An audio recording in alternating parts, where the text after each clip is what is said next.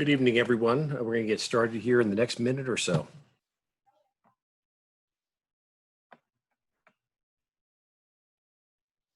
We have not started yet.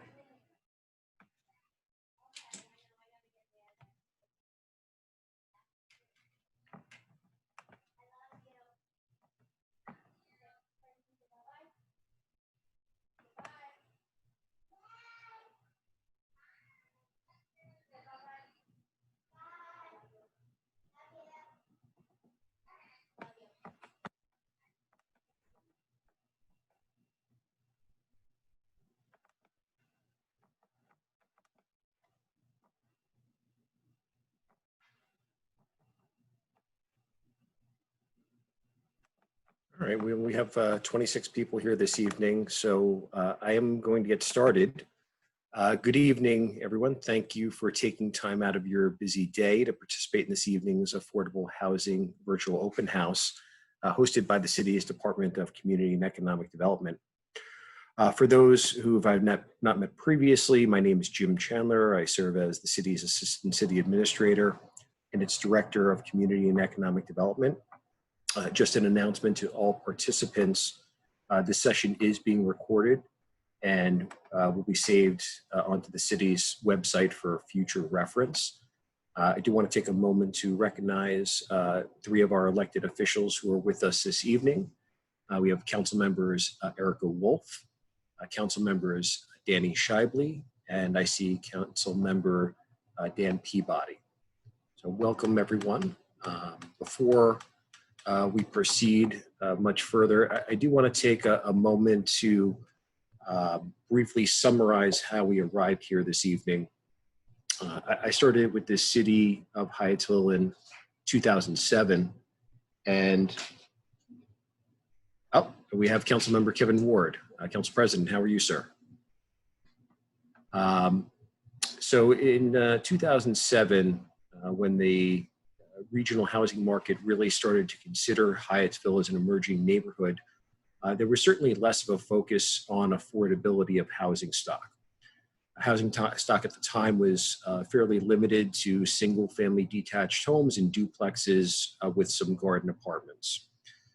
Around 2009, we started to see more infill developments, housing products such as the Townhouses Arts District Hyattsville, multifamily rentals and condominium units at University Town Center were introduced into the city's landscape. One of the other housing products that emerged at this time was Renaissance Square Artist Housing. And I know we have Mary Ellen Dillon on the call, and she's familiar with this project. It was a joint development project with the city of Hyattsville and Housing Initiative Partnership, and delivered to the community 44 units, primarily 1 and 2 bedroom units, which was the first affordable housing in the city in nearly 30 years. The next affordable housing milestone was developed in the city's 2017 through 2021 Community Sustainability Plan, which really serves as a strategic roadmap for the city. The plan specifically identifies as a goal the inclusion of affordable housing policies and opportunities for its existing for future residents. Fortunately, last year, Mayor Hollingsworth and the City Council allocated funding to improve contract with Enterprise Community Partners to develop a comprehensive housing strategy, taking into account both existing conditions and development of affordable housing policies and development as a toolbox to complement Prince George's County's comprehensive housing strategy. The materials this evening will be presented by Enterprise Community Partners. They're a nationally renowned nonprofit organization that specializes in financing, policy, and development of affordable housing. We're going to start with some introductions of our project team, starting with our city planner, Kate Powers, and our community planner, Lillian Lamptey, and then we'll introduce the staff at Enterprise Community Partners and then go through some of the housekeeping items. So Kate, please go ahead and introduce yourself. Hi everyone, my name is Kate Powers, and as Jim said, I am the city planner with the city of Hyattsville, and I've just come up on a year of being with the city, and I'm excited to see how city staff can implement the Enterprise Community Partners team toolbox that they will be putting together. Good evening, everyone. My name is Lillian Lamptey. I'm the community planner here at the City of Hyattsville. I'll be reaching my 1-year mark next month. I too am excited for what Enterprise Community Partners will provide the City of Hyattsville as it relates to affordable housing, because in this region, we all know that the housing stock is what it is. So we hope that what Enterprise provides us will be utilized here in Hyattsville. So we're all very excited for that. Nice to meet you all. Again, nice to meet you all. Thank you.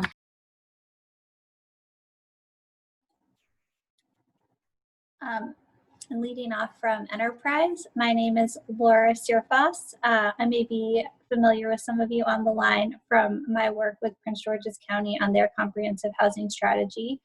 I've been with Enterprise for about 5 years now and worked on similar efforts all across the country, and very excited to be working with the City of Hyattsville and sharing what we're learning and hearing from you as part of our conversation tonight.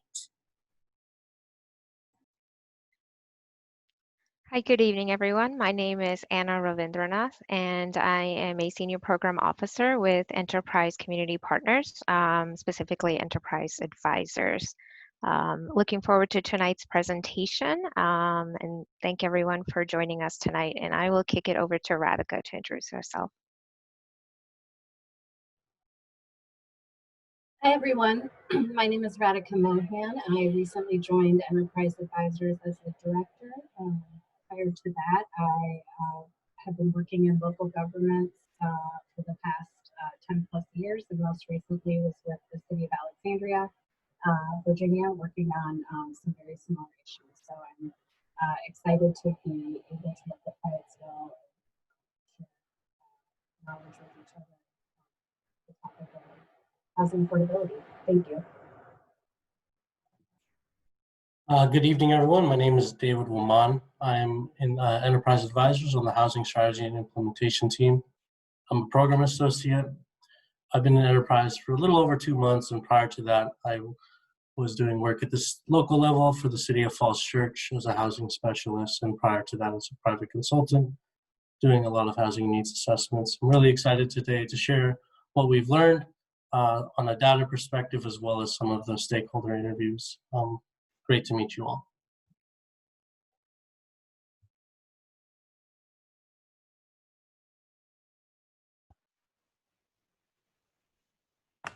I think it's coming back over to me now. So I'll finish with some of the housekeeping.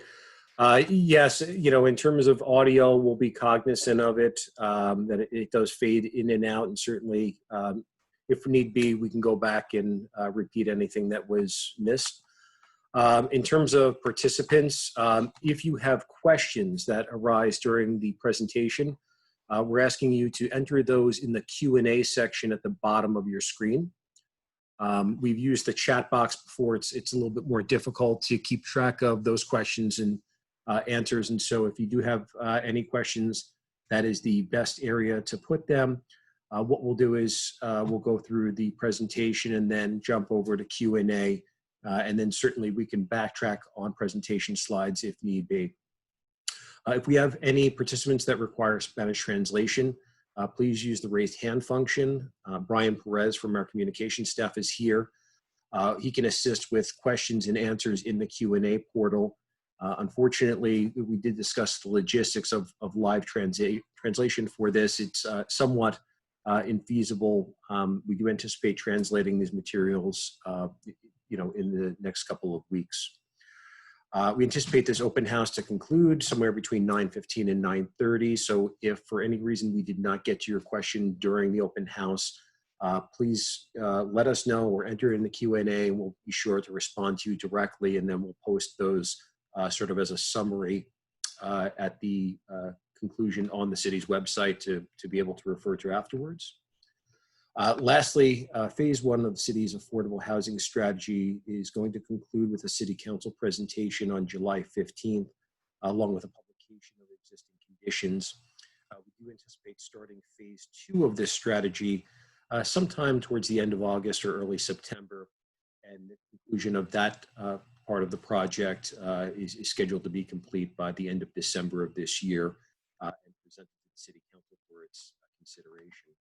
So with that, I'm going to turn the presentation over to Anna and group to present the summary findings of phase one. Great, thank you, Jim. Hello again, everyone. This is Anna with Enterprise Community Partners. Before we jump into the presentation, just wanted to give a little bit of context for the purpose for today's community forum.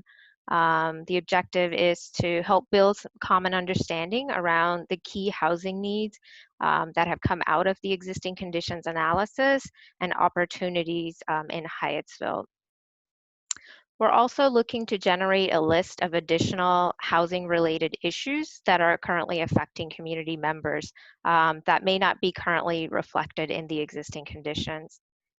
And then lastly, we're also looking to inform the development of Hyattsville's Housing Action Agenda, which will be the culmination of this project in July. Next slide, please. So today's overview, we have displayed here the agenda for the flow for this evening.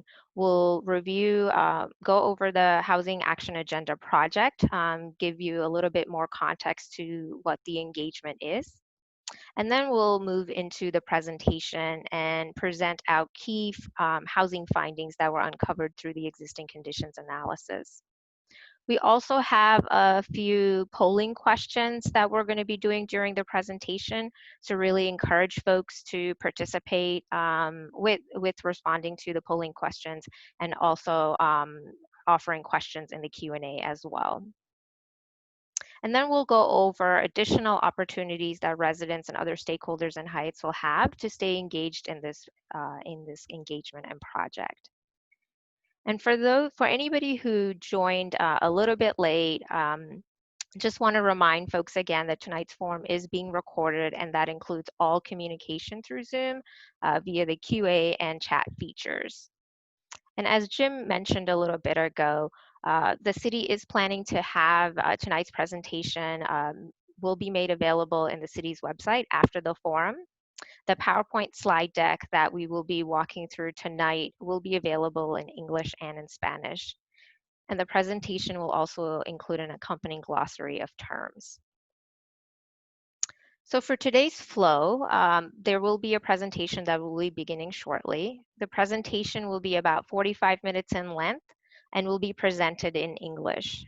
The presentation will be followed by a Q&A, and this portion of the forum will be in English and translated in Spanish via the Q&A feature. Please be sure to use the Q&A feature when you're submitting questions and comments. The chat box will not be monitored during the Q&A portion of the presentation. So with all the logistics and housekeeping out of the way, I'm going to pass it to my colleague Laura to kick off tonight's presentation. Thanks so much, Anna, and thanks again to all of you who've joined us tonight. So first I wanted to share a little bit about the goals and process to develop the city's Housing Action Agenda. There's two main goals for this project and the resulting strategy. The first goal is to build greater awareness of housing needs among residents and decision makers, building on and adding to the important work that has already been done through local efforts like Speak Up HVL, which Jim talked about during his opening remarks, is really guiding many of the community priorities over the last several years.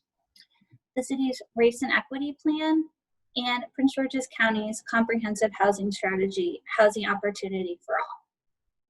The second goal is to equip the city, its decision makers, its staff, and community members with the tools to address these needs over time. The Housing Action Agenda is being developed in two parts or phases. We're currently in phase one, which involves understanding both housing needs and other conditions, and available programs, policies, or resources, and how well they align with those current and future needs within the city. Phase 1 will conclude with presenting potential solutions for the city to lead and implement directly or undertake in partnership with other sectors. The second part of the project, or Phase 2, prioritizes these solutions, and among these priorities develops what those solutions could look like in Hyattsville. Together, this information will become the city's housing action agenda. Next slide. So as part of Phase 1, we really sought to understand housing needs through 3 main sources of information. The first source is quantitative data, and much of what my coworker David will be sharing later in this presentation comes from this part of our project. This analysis uses data from federal data sets, such as the most recent 5-year estimates from the American Community Survey, and housing data available through the Comprehensive Housing Affordability Strategy that is maintained by the U.S. Department of Housing and Urban Development. The second source of data is a scan of all available tools, programs, policies, resources that are available for use in the city, even if they're not being used today. And then the third source is stakeholder input. This input has been collected through interviews with housing service providers, housing developers, and elected leaders. Tonight is another source of that input. Information you share tonight and through the follow-up survey or by email with city staff will be incorporated into our final Phase 1 report, which, as Jim mentioned, will be submitted to City Council later this summer. Before I turn things over to David to lead us through the data analysis, I wanted to share what we've heard so far through the stakeholder input that we've collected. Across the input collected to date, a few themes emerged, many of which you'll see mirrored in the data analysis later in this presentation. One theme is that Hyattsville is experiencing demographic shifts and becoming a more attractive place to live, especially for higher income households. There's many needs that have already been identified and are well understood among the stakeholders that we interviewed as well. These relate to affordability, accessibility, and safety, such as not living in crowded conditions that affect city residents. These needs are especially prevalent among seniors, persons with disabilities, and low-income households. Another theme from this input was that there's a desire for the city to tackle its affordable housing needs in a collaborative way, but also a need to ensure that efforts are representative of the entire city. Stakeholders shared that low-income households in particular tend to be underrepresented in past conversations and would like to make sure that future efforts involve a wide range of perspectives and people. So that's a little bit about our project and what we've heard so far. And now I'll turn things over to my coworker, Radhika Mohan, to lead us through our first flash poll of the night.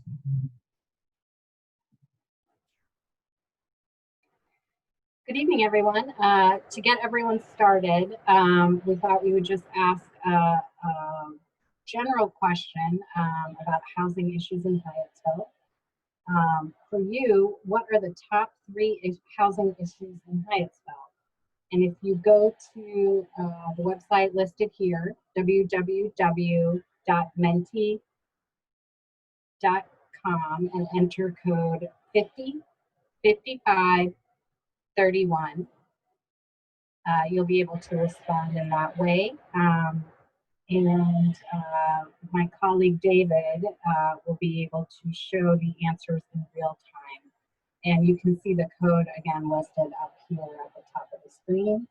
The question is for you, what are the top 3 housing issues in Hyattsville?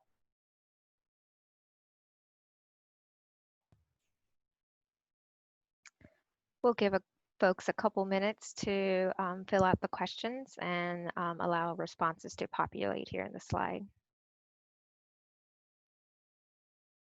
Okay, we're starting to get some responses in. We have a couple of responses.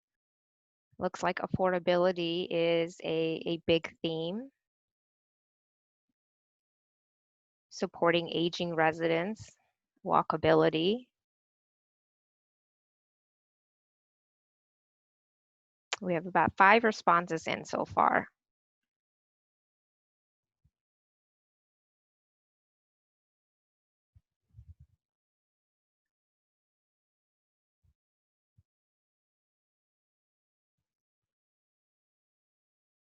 So there are a lot of different themes around housing. Affordability of housing, making sure that the housing is accessible, that it connects with transportation.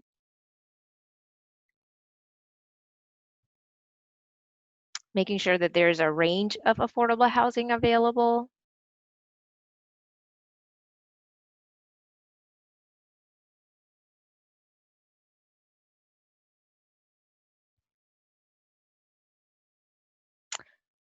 So across, as responses continue to come in, we have about 17 responses in right now from participants, and affordability is a key theme that is consistent across a lot of the respondents.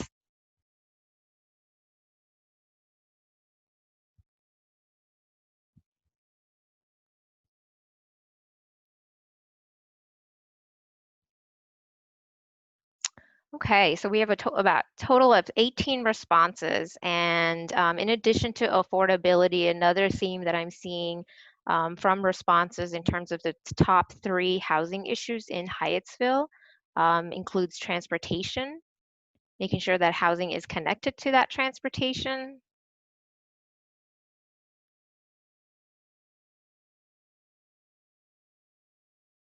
And then thinking about different types of housing and needs for affordable housing. So I'm going to kick it back to Radhika.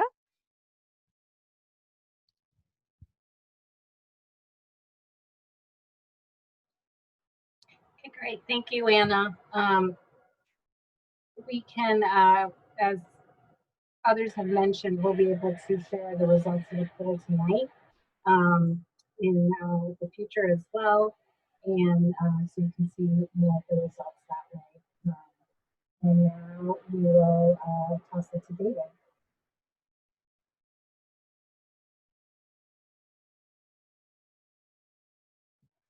Thank you, Radhika. Good evening, everyone. My name is David Uman. Once again, it's a pleasure to be talking to you guys today. I really got a chance to learn about Hyattsville, not only through the stakeholder interviews, through past reports, but also through a data analysis lens. The city of Hyattsville is a growing community with a strong outlook for future development, especially when you consider what's within the city development pipeline. Our baseline condition analysis really did suggest 4 key findings that could shape the future housing strategy for the city of Hyattsville. Those 4 findings are the following. The first, a need for more types of housing, and this is based on demographic indicators, household types indicators, and looking at who is living within the city. The second point is there's changing market conditions within the city. Specifically, when we're considering the number of renters in the city, the number of homeowners in the city, and where housing is being priced in the city. I want to note that when we talk about rental units throughout this presentation, we are not only talking about apartment units, we're talking about single-family homes that are for rent, duplexes, townhomes that are for rent. So just to keep that in mind. The third point is there's an overall need for more affordable housing. For housing affordability, we look at this not only on income by income groups, but also by job types and wages within the city for residents. The last point is a need for improved housing quality. And this is examined through 3 layers. We look at the age of housing stock, we look at the risk for lead, and we also look at underlying health conditions such as asthma. And so throughout this presentation, I'm going to be referencing these 4 points and highlighting the key supporting data findings to really drive these points home. But before I do that and continue, I wanted to take a second and talk about COVID-19. While this analysis took place prior and during the COVID-19 pandemic, it does not account for those effects for it. Although that is the case, we identified households in Hyattsville are already facing housing instability, whether it's housing affordability issues, living in homes that might need repairs or rehab in the future, or in general pose health hazard risks for residents. And so these housing instability challenges will predominantly fall in households that have limited income or limited financial resources. And there's been a general consensus from housing industry leaders that COVID-19 will exacerbate this instability, if not in the long term, at least the short term.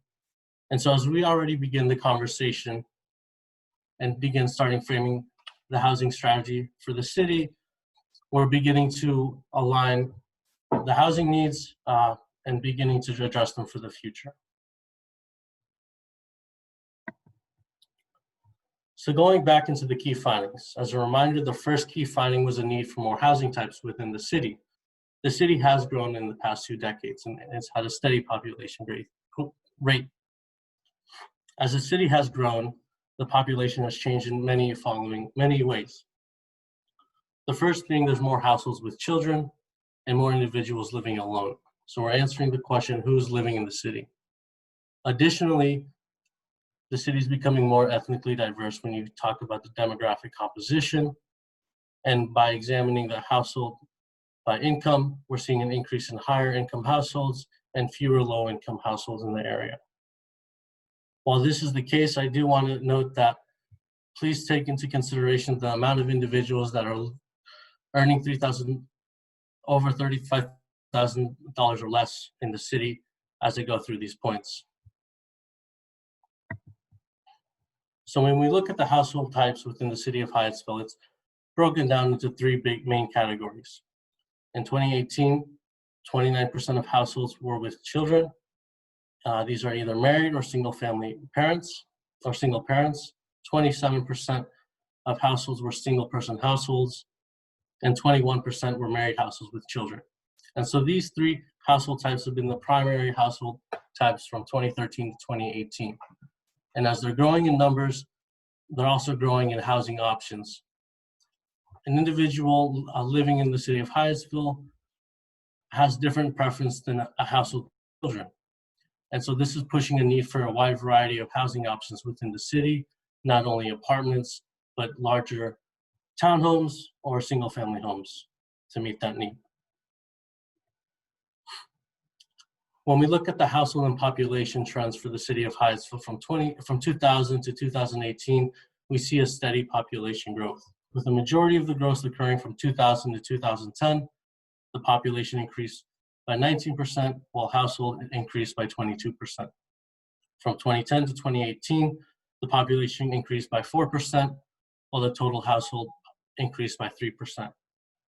In terms of housing production has been keeping in pace with city's overall growth. Hyattsville added 1.3 homes for every new household between 2000 to 2018. So this graphic really shows that the housing demand has been steady within the city and increasing.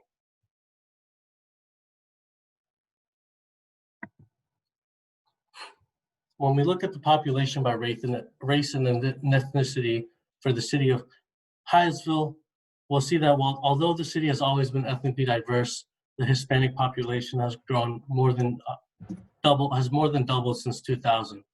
In 2000, the Hispanic population accounted for 18% of the population, while in 2018, they now make up 40% of the population. So this is suggesting a need for culturally relative homes and practices. To put it in other terms, 2% of Prince George's County's population lives in Hyattsville. 4% of Prince George's County's Hispanic residents live in Hyattsville.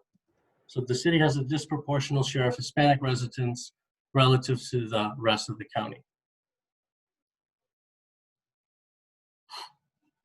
Now, when we look at income groups and how they changed from 2013 to 2018, households with incomes with $125,000 annually or more represent the largest growth, now making up 23% the population, the household share within the city of Hyattsville. On the lower scale of the income groups, individuals making $35,000 or less have decreased from 26% of the household share to 20%. While it's not the largest group anymore in the city of Hyattsville, it's the second largest group. 1 out of every 5 households within the city are making under $35,000 annually. These households qualify as extremely low income households according to HUD's definition when you look at the Washington, D.C. metropolitan area, statistical area. And so there's a demand for housing not only on the higher income scale, but also on the lower income scale. The second finding that I noted was there was the changing market conditions, and that's really changed in 3 major ways. The first one being the number of renters within the city. The second one is there's a competitive housing market conditions within the city, which is evidenced not only by higher housing prices and the rental and home value, but also with low vacancy. The third point being there's a limited supply of affordable homes, especially for those individuals working in the retail, construction, education, healthcare, and social assistance industries. I wanted to take a second and pause to talk about subsidized housing. I noticed during the first Q&A, we got a feedback about individuals asking about subsidized housing as a priority. Public housing rental assistance vouchers like Section 8 and developments that use low-income housing tax credits are strong examples of subsidized housing. Subsidized housing within the city of Hyattsville, in our baseline condition analysis, we identified 3 properties and a total of 255 units for the city.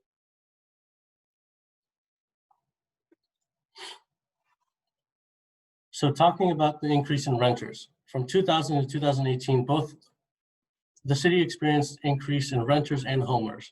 The main difference is that the renters increased at a faster pace than homeowners. So as you can see, in 2010, the homeownership rate drops below 50%, and at 2018, the homeownership rate is now at 46.9%. And so this has implications on what the demand, what type of housing is being demanded within the city, and also can have implications to the rental market when we talk about median rent or gross rent for city residents. And so this really leads into the next data finding when we look at the housing units by monthly gross rent. As you can see, from 2013 to 2018, there's a drastic drop in housing units below, in monthly gross rent units priced under $1,250, especially in the $750 to $900 range. While on the other side of scales, higher rental prices have increased. And so there are 2 main thoughts behind this sudden change. The first being that the city's market is rebounding from the Great Recession, and the second thought is the increase in demand among households for rental units, as the number of renters in the city has increased. On the homeownership market, they are also experiencing gains in home values at $300,000 or more, with the largest gains being at $400,000 to $500,000 or higher. Although these homes still make up a small portion of the city owner supply scale, so they're still the lowest shares within the overall housing market when you're considering home value. Additionally, we looked at the forecasted projections within the city of Hyattsville using the Washington Metropolitan COG comparative forecast to address the population growth that the city will experience from 2020 to 2030. The city will need to add 342 units to accommodate that population growth. With the staff's support, we got a chance to look at the approved residential projects in the city's pipeline, and they're already expected to exceed the housing demand in the future, with 1,675 approved housing units in the city's pipeline. It is worth noting that 55% of those units are designated for rental units. And so what that's indicating is that the demand for rental units is still high, and the homeownership rate might be lower than what was previously noted. Additionally, a lot of these new developments are providing a wide variety of housing options. You have condos, townhomes, even a single family home in the pipeline, and a bunch of apartments. but they may be out of reach for those lower income households when we look at who those newer developments are priced, where those new developments are priced at.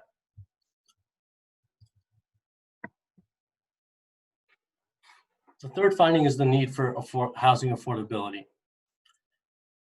A term to know is cost burden. When a household pays more than 30%, they are considered cost burden.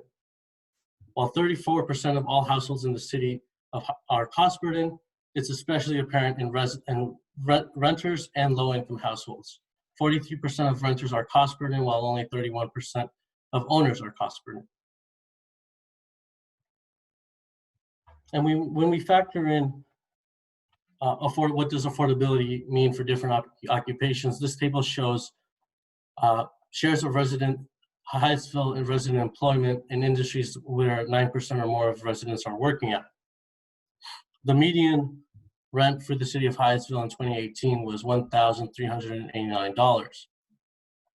According to this, the 2018 median wage, a lot of those residents would be considered cost burden, with public administration being the exception. Additionally, when we look at where new developments are being priced at, for example, the addition,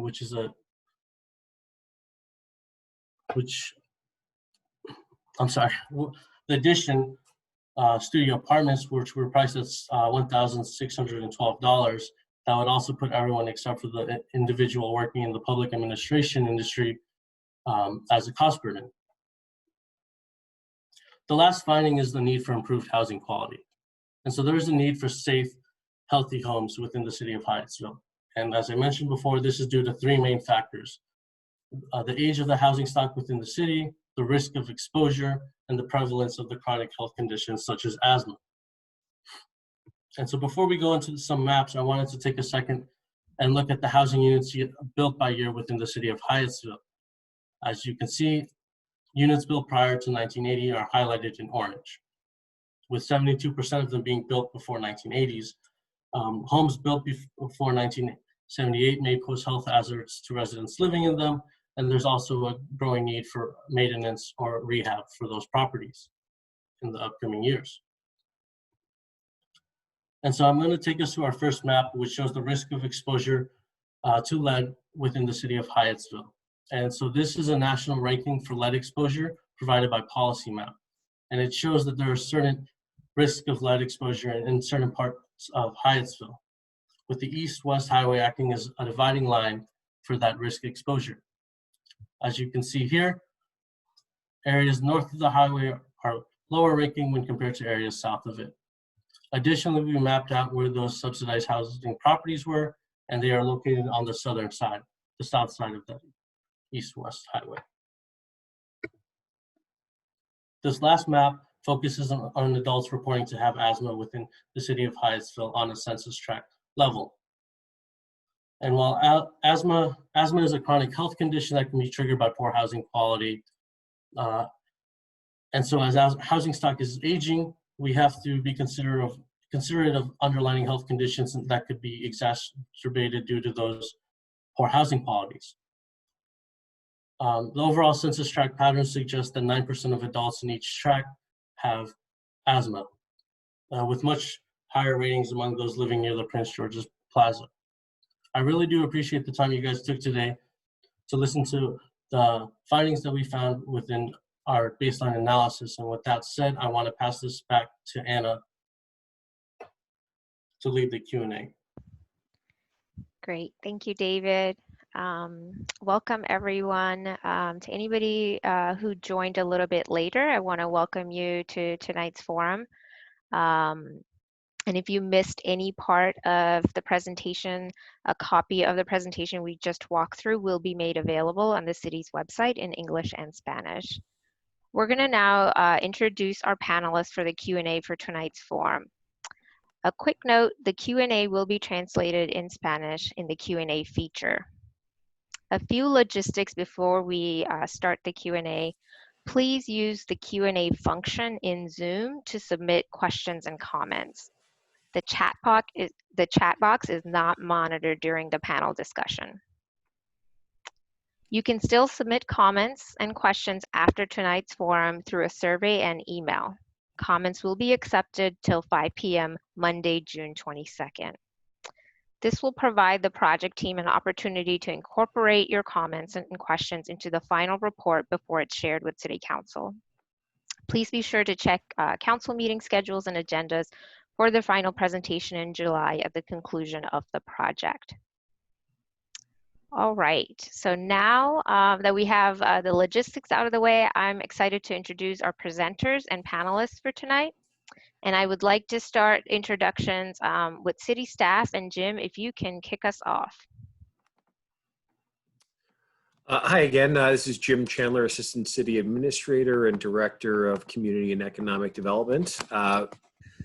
Hope everyone enjoyed the presentation. I know there's a lot of data that was just presented, and certainly it's our intention to sort of go back to individual slides once we go through Q&A. And I think there's some really good nuggets of information in there. You know, we had an extensive discussion about projected to meet sort of regional needs, but you know, comparing it to what is on the ground in Hyattsville and how that affects our local affordability and availability of housing stock. So welcome everyone, and thank you again for participating. Great, thank you, Jim. And I'm gonna head to enterprise staff, and Radhika, if you could kick us off on our side with introductions. Great. Hi, everyone. I know there have been some issues with my mic, so let me know if you can't hear me again through the chat. As I mentioned at the beginning of the forum, I recently joined Enterprise Advisors. And I've been working in local governments for over 10 years, most recently with the City of Hyattsville. Laura, would you like to introduce yourself?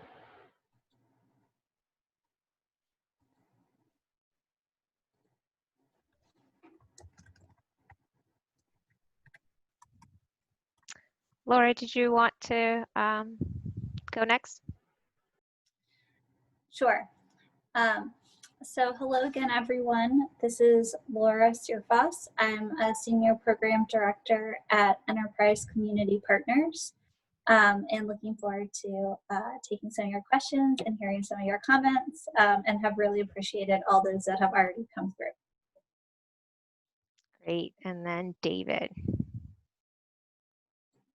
Yeah, good evening, everyone. My name is David Oman. Once again, I'm a program associate in community enterprise community partners on the housing strategy and implementation team. I'm excited to look at your questions and hopefully answer them.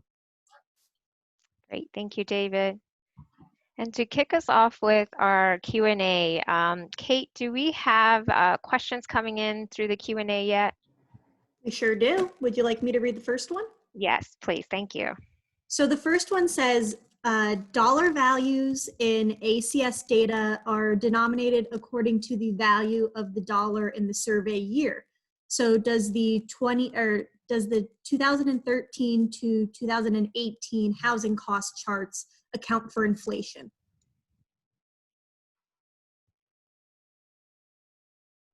And I'm going to kick it to David or Laura to take that question. I'm happy to take that.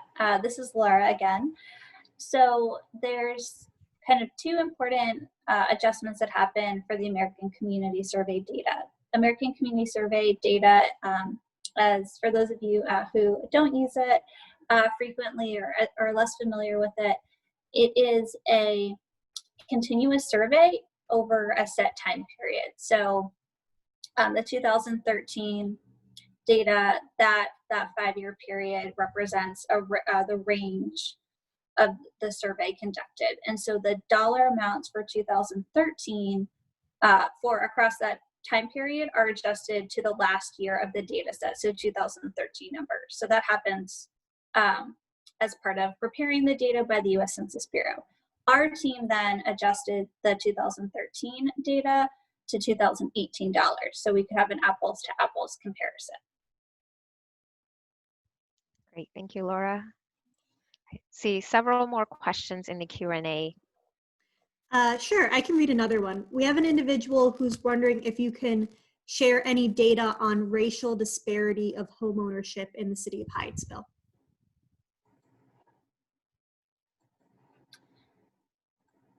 So this is Laura again. I really appreciate that question. There is a lot of data we looked at already, looking at race as race and ethnicity as a factor. I don't believe that the homeownership rental split or tenure was one. So I think that is something that we'll need to go back and look at further, and appreciate that comment for that reason. Great, thank you, Laura. Kate, I think we have time for a few more questions. Sure.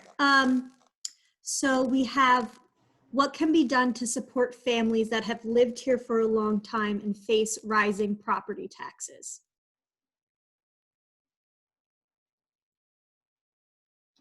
So this is Laura again on behalf of the enterprise team. I think that, well, one, I appreciate that question because I think it hones in on something that we may want to think through more as we move into the solutions development, the strategy development portion of this. I think it really varies depending, and I think some of the questions we'll need to better understand to kind of think about what strategies would work are things about, are these families renters or are they owners? If they're owners, there's opportunities, there's various, and also who are they, some characteristics, because they may be eligible for existing property tax relief programs, and it may be a matter of trying to increase participation versus new tools that may need to be developed for various reasons. Great, thank you, Laura. So let's see here. So we have another one. Did you do any stats specifically related to the aging population in the city of Hyattsville? Yes, we did.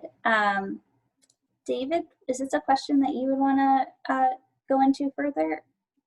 Yeah, I can go into it. I can't go into too specifics, but we did look at the age of individuals within the city of Hyattsville, and there wasn't any key findings when we were looking at the elder population, but we could do a more in-depth look at that if that is a rising concern. Well, I'd also like to add to that. I think we saw there's I would say a largely stable in terms of numbers population above 65 living in the city. And I'll say a much smaller share than the county as a whole. So as we begin to look at kind of how different populations are either overrepresented or underrepresented, while not an insignificant group by any means, the numbers are, seniors make up a small share of the population. But that being said, we recognize they have special needs, and I think that really came through in some of our stakeholder interviews, including our interview with the Age Friendly Communities program. Great. I think we have time for one more question. Okay, sorry. There is some people have multiple questions, so I want to make sure that I select a question that is somebody that I haven't answered yet or haven't read yet. So we have one that is, are the new rental units coming online being targeted for single individuals or families? Meaning, are the new rental units studios or one bedrooms only? If so, have we analyzed whether there is a mismatch between unit sizes and the anticipated influx of family to Hyattsville in future years? Kate, I can go ahead and answer that. And I apologize. I know my mic's been cutting out in and out. Predominantly we're seeing both 1 and 2 bedroom in terms of multifamily units. Certainly some of the newer products that have either been constructed the past couple of years or are scheduled to be constructed over the next few years Recently, our city council was presented with a project in Ward 3 that is looking at, and I think this may answer two questions. It is a multi-family condo concept, and so Ms. Walker had a question about accessibility. The way that those units are actually devised is there is 2 units on the ground floor and there's 2 units above, which does provide for a greater level of accessibility at grade level.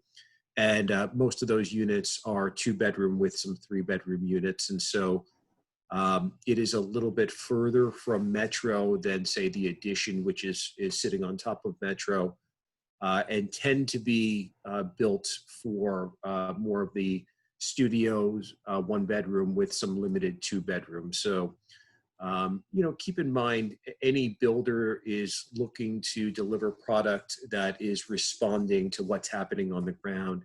And certainly if there was more demand for, say, 3-bedroom,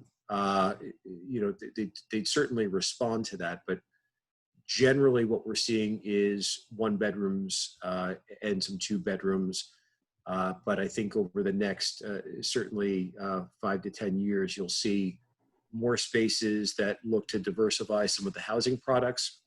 And based on, and this is some COVID related, developers are starting to look at the amenity spaces within those buildings to account for more sort of teleworking spaces for its residents. So it'll be consistently evolving, and the unit makeup will be really based on what is projected over a sort of 1 to 3 year window.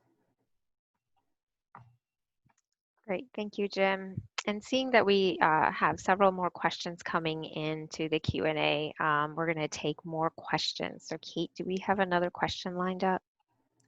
Sure do. One individual said, it would be interesting to look at affordability over a longer period of time than 2013 to 2020. Would we see a more dramatic change if we went back to the year 2000? I think that's this is Laura again. I think that's a really interesting question. And I think that and something we may want to consider looking into. I will say that when you look at the county level changes from 2000 onward, it's pretty dramatic. Increases of 29 and 30% in terms of rent, and 1%, slight decrease in overall median household income of 1%. And so I think it'd be interesting to see if those trends held within the city limits or had a different picture.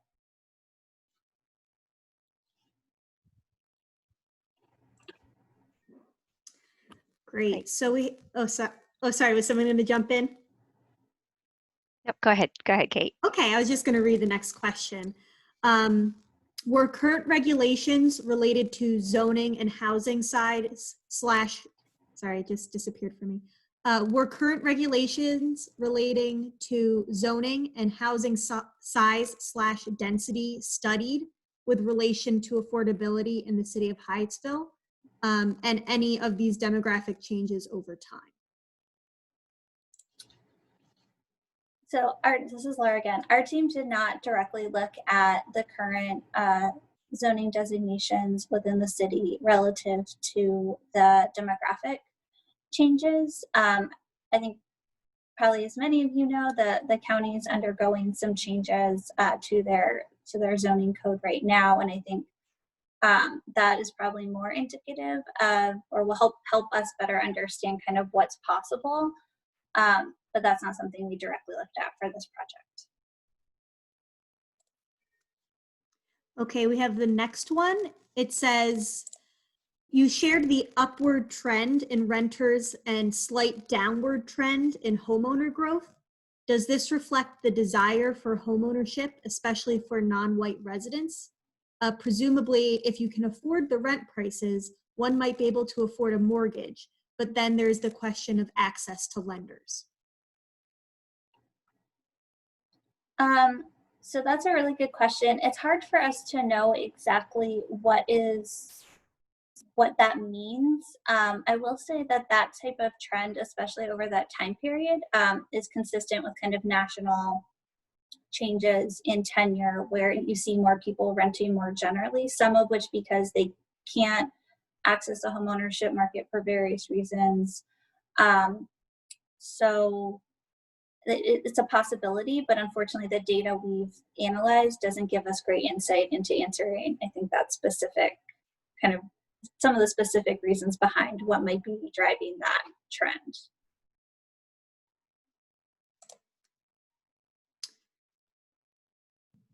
Great. So we have another one.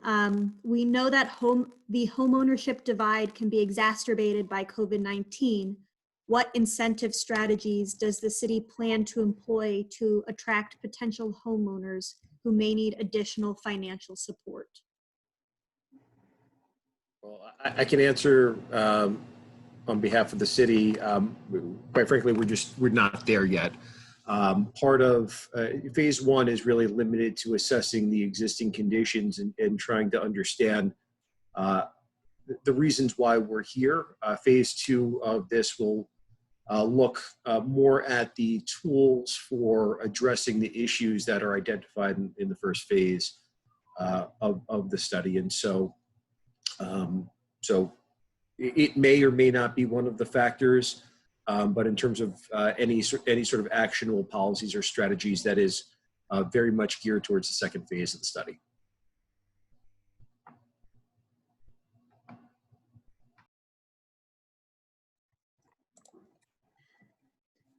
Great. So we have another one here.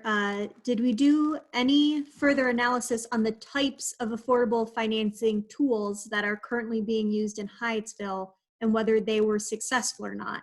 How are the public housing, HCV, and LIHTC programs performing here?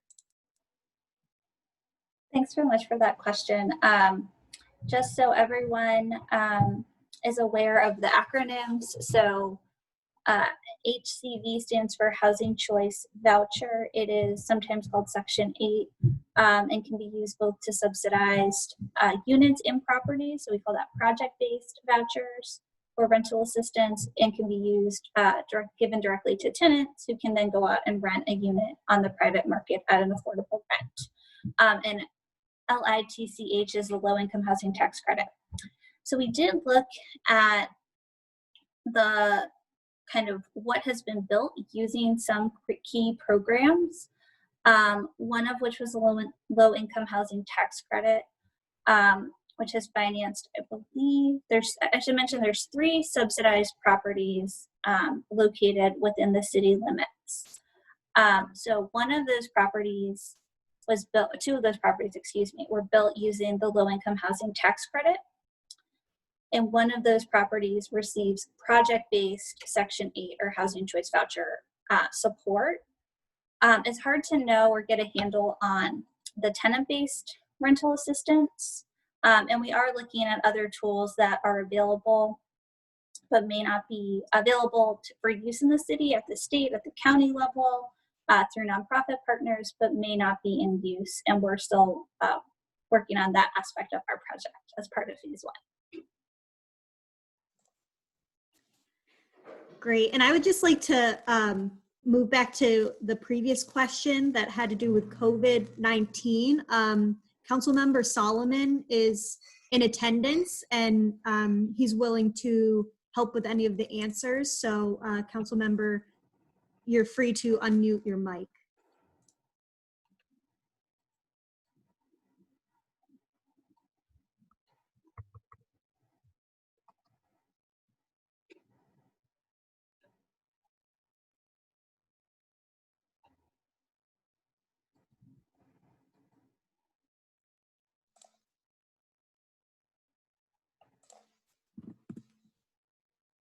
Kate, I don't see him as a panelist. Okay.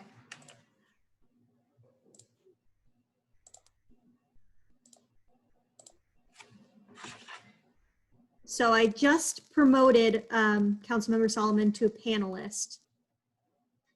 So Councilmember Solomon, can you hear us?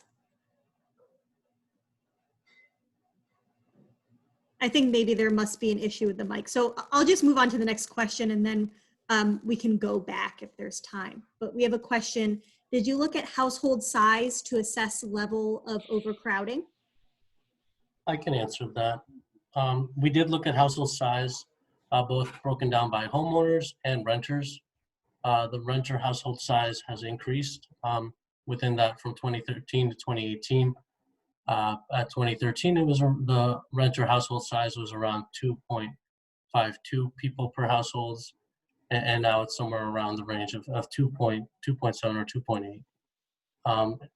And so that has been increasing, and the homeowner side has been decreasing.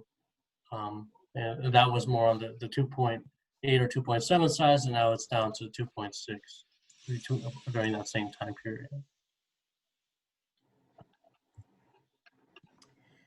Great. And we have a question. It starts out, I think it would be helpful to understand how the data trends and key findings compare to similar jurisdictions in the area, especially since much of the market trends are regionally driven. How are we doing in comparison to our peers? What does that suggest about unique challenges and opportunities facing the city? I can start that, and then Laura, if you have anything else to add, feel free. And so under advisement with city staff and with stakeholders, we looked at comparisons between College Park and Tacoma Park. And so one key data trend that really stuck out to me was when we looked at the rental market. I mentioned earlier in the report, there was the dramatic drop for rental units in the $700 and $900 range for the city of Hyattsville, where in 2013 it was at around 25% total rental units. Now it's at 3%. And in College Park and Tacoma Park, they sort of maintained a good amount of units in that price range, around 14 or 11%. And we also compared the data trends to what we've been seeing on Prince George's County level overall. For Prince George's County, they're seeing around 50% of their renters being cost burdened, while Hyattsville has 43% of renters cost burdened. And so throughout the baseline condition analysis, we do comparisons to College Park, Tacoma Park, and Prince George's County.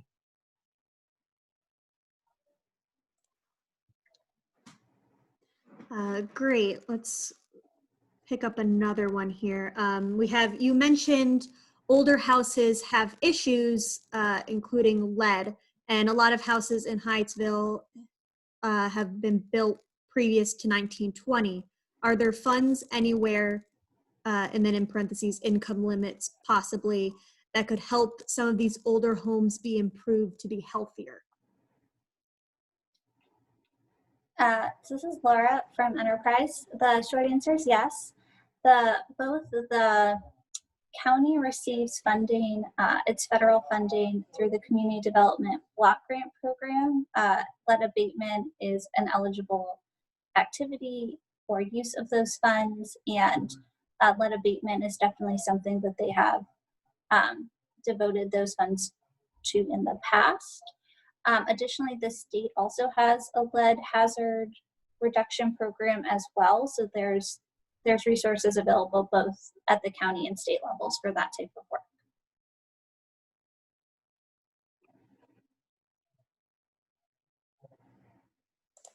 So we have another individual asking specifically about the city's aging population, and when doing your analysis, did you take into account that salaries for these individuals are not increasing while rents are going up, making it difficult for individuals to downsize?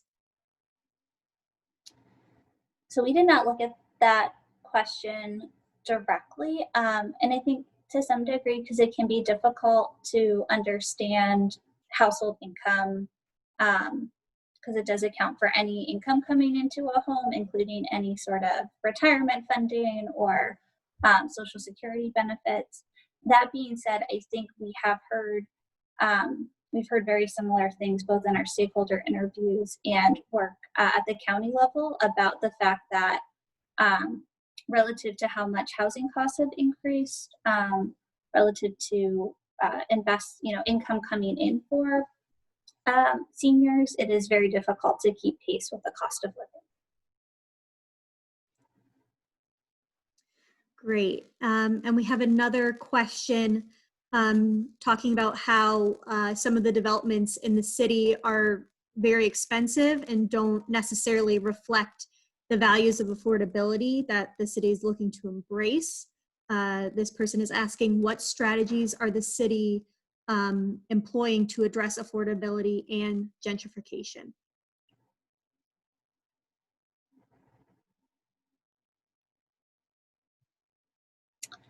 So I don't know if someone from the city wants to take this. Otherwise, I can, I think, reiterate Jim's original answer when we were asked about other strategies, which is, I think that, as you saw in the data, as we've seen through comments, it's definitely top of mind, but strategy development and those types of solutions will come really after we've concluded phase one in earnest. Yeah, I would just add, keep in mind the project like the addition was planned for, I think, around 2012. And so at the time when the property owner had looked at developing the project, certainly affordability in this context was not really a public policy either on the state or city level. As we continue to evolve and the council adopts policies that look at affordability, I think certainly the dialogue has changed. We're spending resources examining how affordability affects our city. And so, moving forward, it's certainly a priority of the city council. And, our hope is to be able to develop a toolbox that will help influence that affordability, really recognizing there's an absence of what's called inclusionary zoning at the county level. And not everyone may be familiar, but in certain jurisdictions, inclusionary zoning requires developers to deliver certain affordability levels, either based on a percentage of total units or a percentage of price point, and a combination of both. Prince George's County currently does not have that. And so what that means for private sector developers is when they acquire property, they underwrite it in a way that assumes market rate for all of the units. When the same developers purchase property in Montgomery County or Washington, D.C., the diminished cost of revenues because of affordable housing requirements really helps bring down the acquisition cost for that parcel. And so in Prince George's County, in the absence of that regulation, the buyer of that property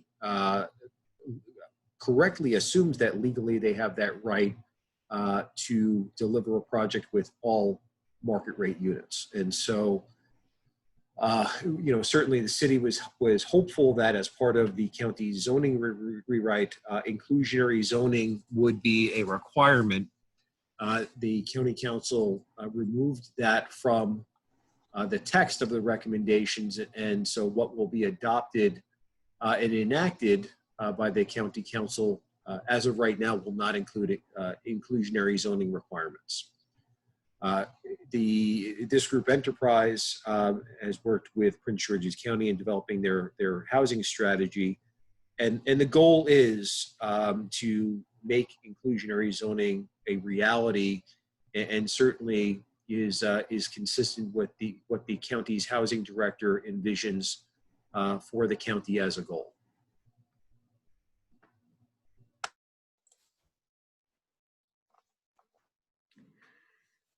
So I can read the next question. We have, how can city projects emphasize increasing the home value for lower income homes, which seem to see value growing at a slower rate?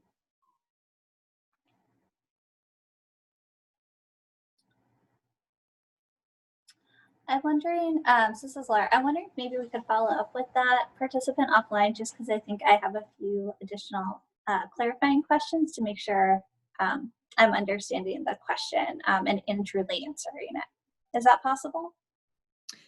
Sure. So the individual, I might be able to go through the registration, but it might be easier if whoever's question this was, feel free to reach out to anybody at the city and we will get the information to the enterprise team to follow up with you. Thanks. We have a question that is specific to the city. It said one of Mayor Hollingsworth's recent suggestions has been increasing solar power as a way to reduce costs for low-income housing. Where does this fit into an affordability strategy?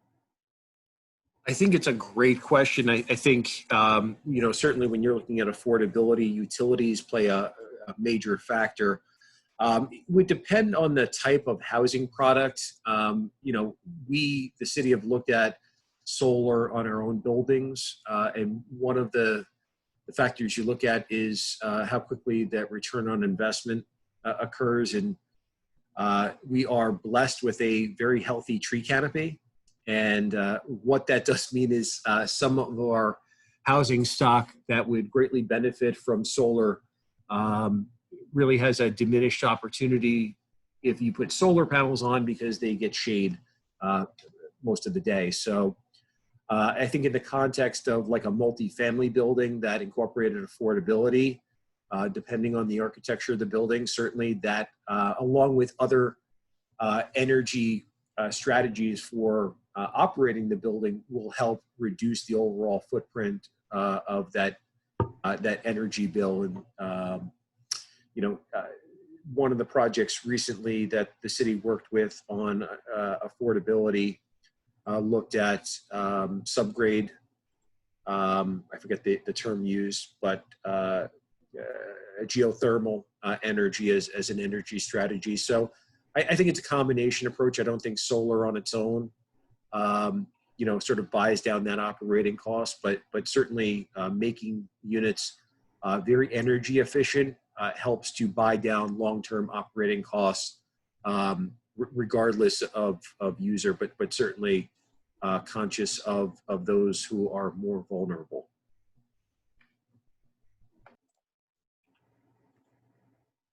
Great. And I have another question that says, did the team look at any homelessness population trends as well as any rental eviction trends? This individual is wondering how on the edge of homelessness are Hyattsville low-income families? That's a great question.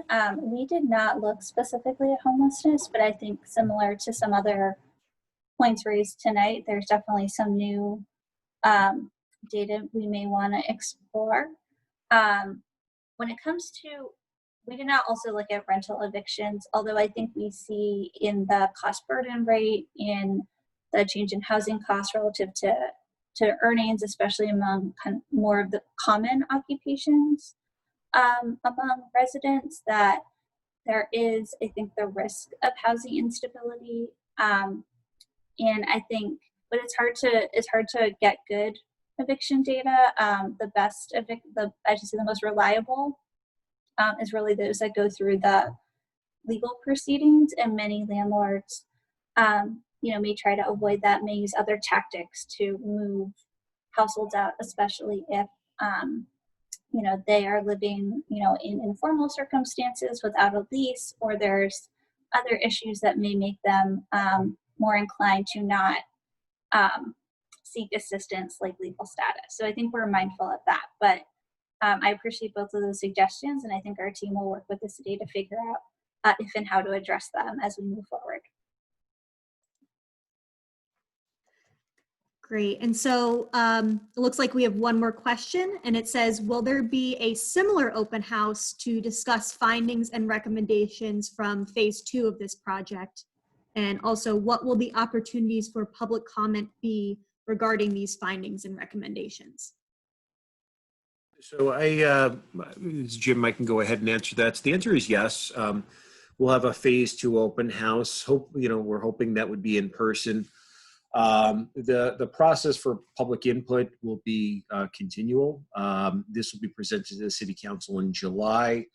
Certainly specific to this open house, if you have specific comments by the end of the month, if you can have those submitted. So those will allow us to review those comments, see whether or not they can be incorporated or to what extent they could be incorporated into the existing conditions report that is presented to the City Council in July. For phase two, I anticipate there will be a great deal of discussion because that is the point where we start recommending policy and everyone starts seeing how this could shake out in terms of what we've called a toolbox of affordability strategies, because we recognize there isn't sort of one solution to address this problem. It will require several different strategies to address everything from quantity of housing and quality of housing to affordability levels and what policies we're recommending the City Council to adopt. And so there will be, I believe, a healthy debate from now through December of this year. And our goal is to have in place an adopted document that will be our strategy effective January of next year. Great, and that is all of our questions. Thank you so much to our panelists.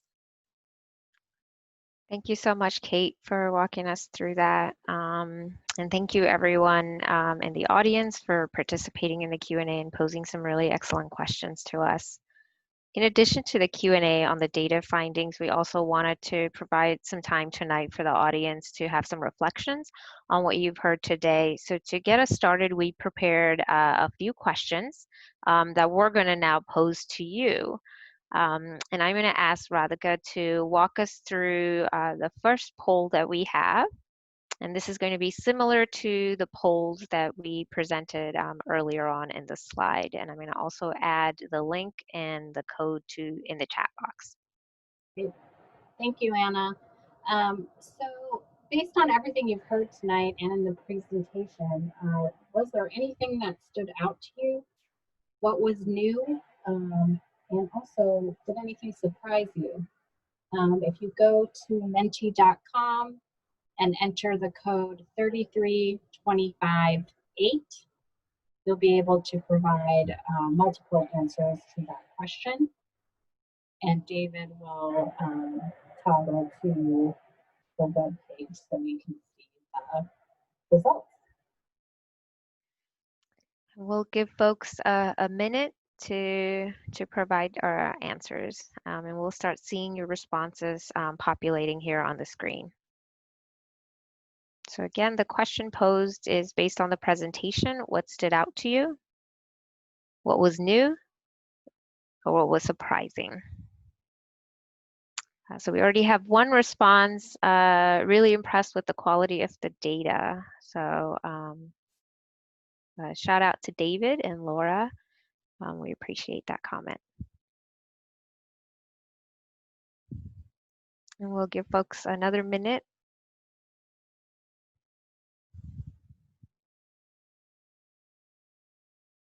Sounds like folks really appreciated the data findings and the presentation on the data.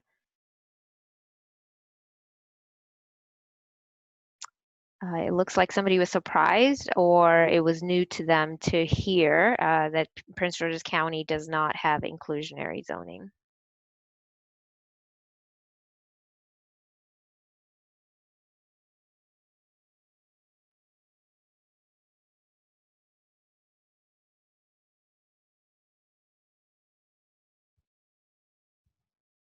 We have another respondent who, it sounds like it aligns with what they've heard anecdotally and perceptions of some of the key housing issues in the city, and that there were no surprises.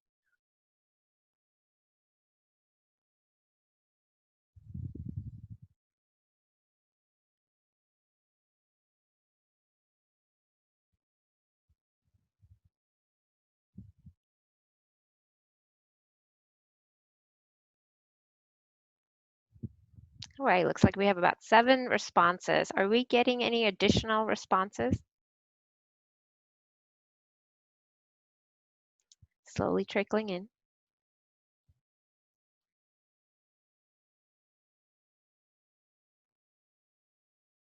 So it looks like people were surprised to see some of the dramatic decreases in low cost housing. Dramatic reduction in housing that's between $750 and $1,000.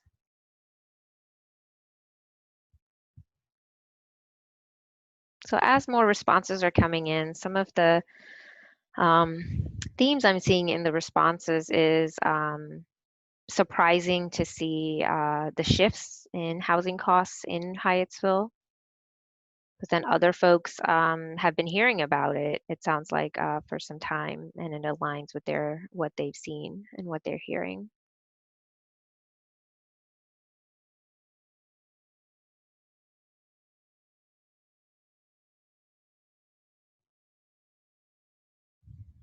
All right.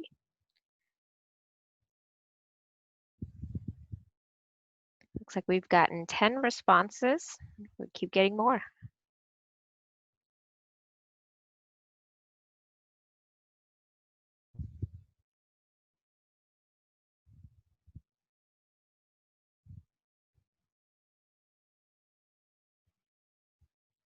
Folks appreciate the polling, so thank you for that. We were definitely trying to have it be more interactive.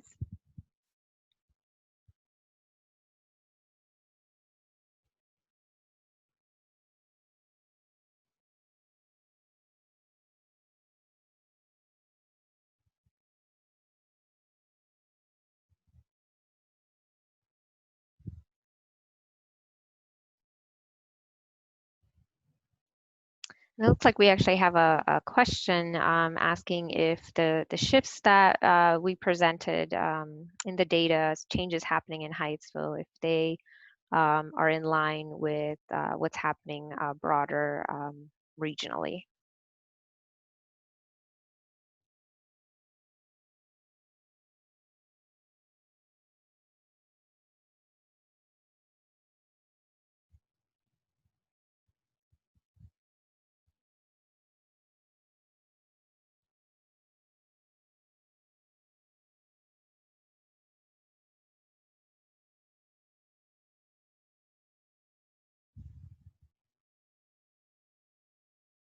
So I'm starting to see some of responses that have already come in. So I think we can move to the next polling question.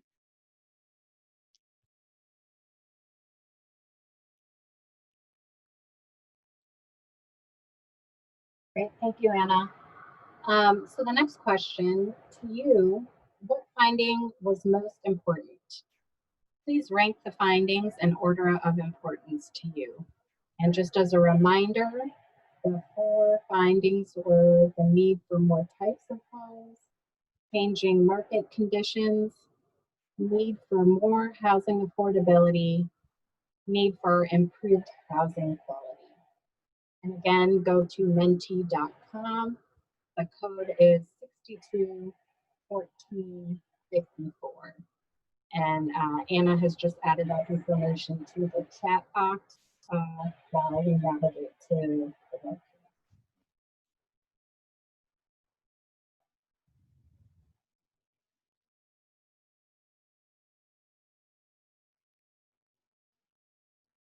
We'll give folks a minute to type in their responses, and we'll start to see responses populating on the screen.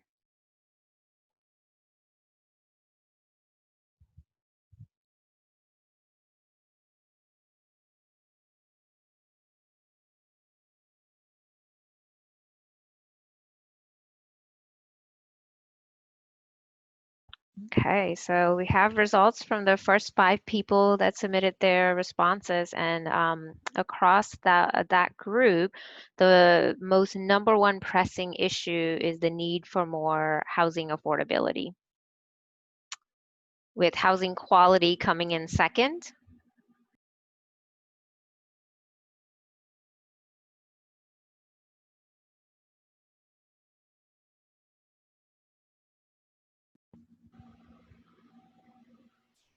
So we have 9 responses, and the most pressing issue continues to hold to be the need for more housing affordability. And the second issue is also holding as the need for improved housing quality.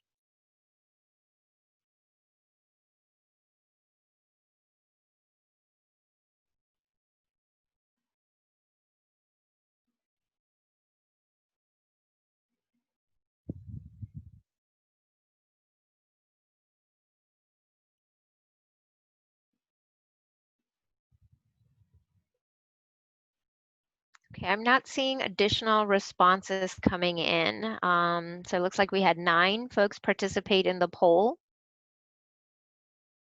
Oh, I'm seeing more responses coming in now.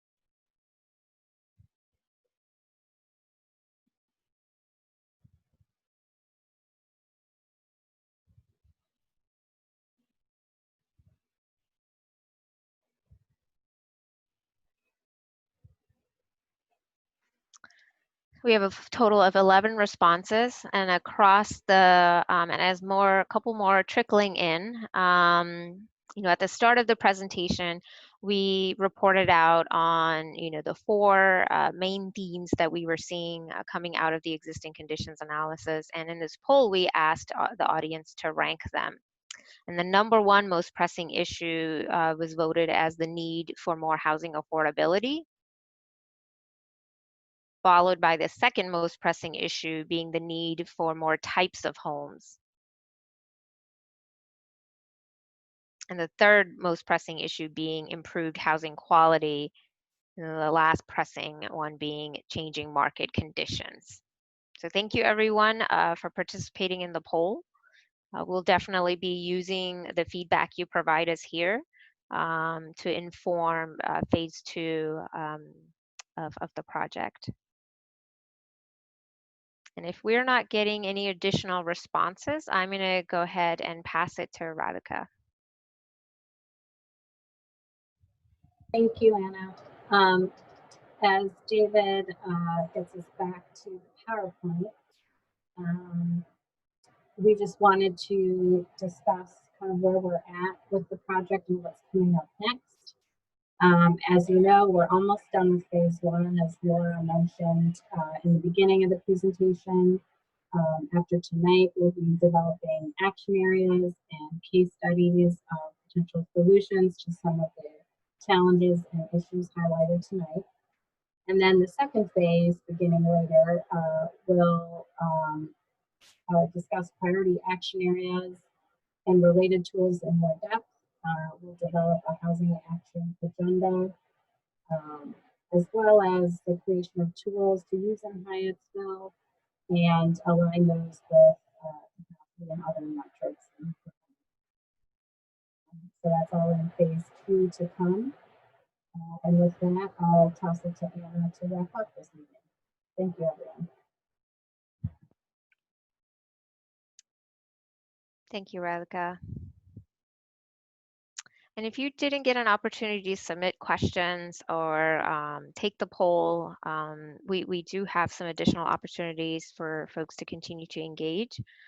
We have on the screen displayed Kate's email address. We encourage you to submit feedback if you have additional questions, if you have more comments you wanted to provide that you didn't get a chance to add at tonight's forum. Please use Kate's email as an opportunity to do that. We wish we could have joined and had this in person and been together, but we want to make sure everyone is safe and healthy, so we're encouraging folks to take advantage of the virtual methods to provide any additional feedback. I also wanted to call out Kate's email, particularly for the audience member who submitted a question, and the enterprise team is going to be circling back with you, so I want to make sure that you see Kate's email displayed here. And that email address is K, P as in Paul, O as in Orange, W as in Winter, E as in Edward, R as in Robert, as it's in Sam, at Hyattsville.org. And if you didn't get an opportunity to take any of the polling surveys, we will be making a link available in the presentation. And when the presentation is posted on the city website, you'll have an opportunity to submit responses to the poll questions then as well. And as a reminder to folks, tonight's forum was recorded, and the recording will be made available in addition to the slide deck, which will be available in English and Spanish in the city website. And the website address is displayed on the screen right now. So on behalf of the city of Hyattsville, we want to thank everyone who made it out tonight. Thank you for your participation, your thoughtful questions and responses. And we encourage folks to take advantage of the virtual options to submit any additional feedback. Public comment will run through June 22nd till 5 p.m. And that is just for this portion of the project. The June 22nd deadline will allow the project team an opportunity to incorporate your feedback prior to finalizing and presenting at the July 15th City Council meeting. So for folks who want to follow along and really want to hear about some of the tools and actions coming out in phase 2, we encourage you to join us back again at the July 15th Council meeting.